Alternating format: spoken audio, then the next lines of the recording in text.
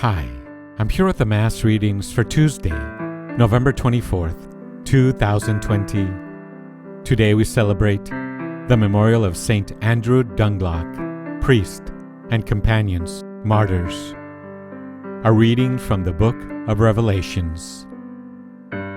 I, John, looked, and there was a white cloud, and sitting on the cloud, one who looked like a son of man, with a gold crown on his head and a sharp sickle in his hand.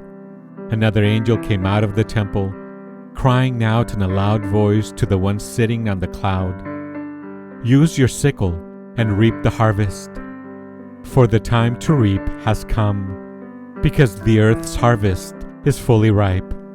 So the one who was sitting on the cloud swung his sickle over the earth, and the earth was harvested. Then another angel came out of the temple in heaven, who also had a sharp sickle.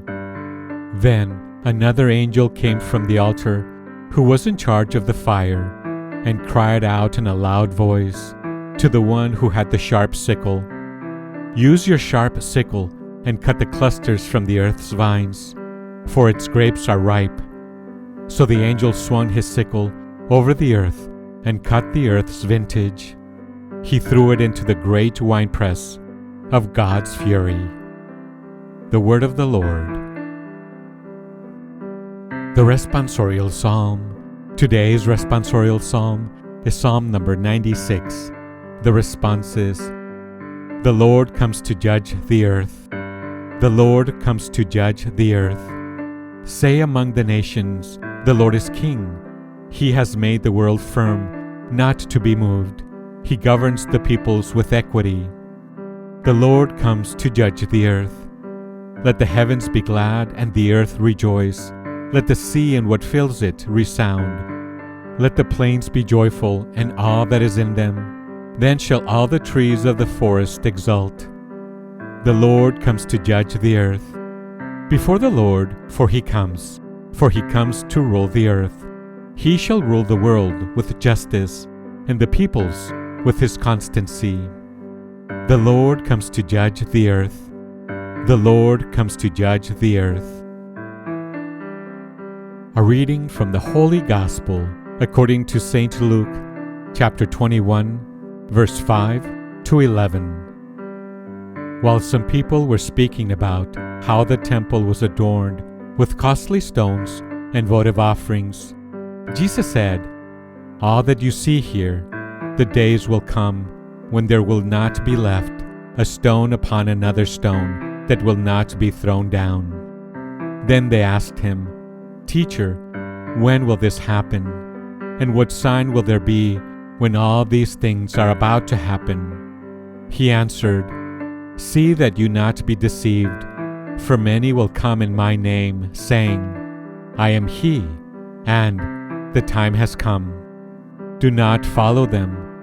When you hear of wars and insurrections, do not be terrified, for such things must happen first, but it will not immediately be the end." Then he said to them, "Nation will rise against nation, and kingdom against kingdom. There will be powerful earthquakes, famines, and plagues from place to place, and awesome sights and mighty signs will come from the sky." The Gospel of the Lord.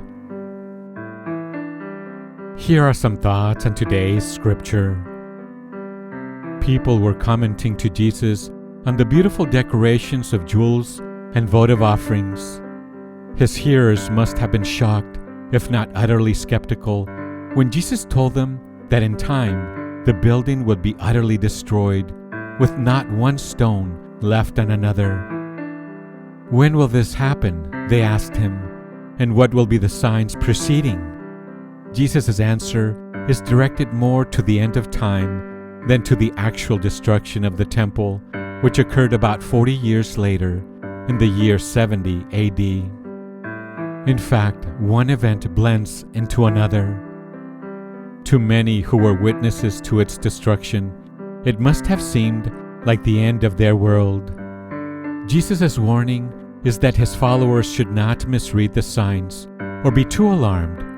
It seems the early Christians were in general expecting Jesus to return for his second coming within their lifetime. Jesus tells his followers not to be too ready to believe what they hear people saying, nor are they to be too alarmed when they hear of wars and social upheavals.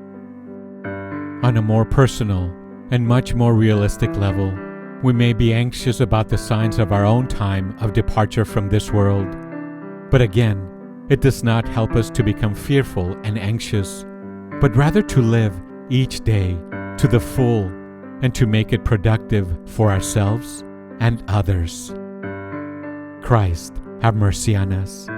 Thanks for listening. Have a blessed day.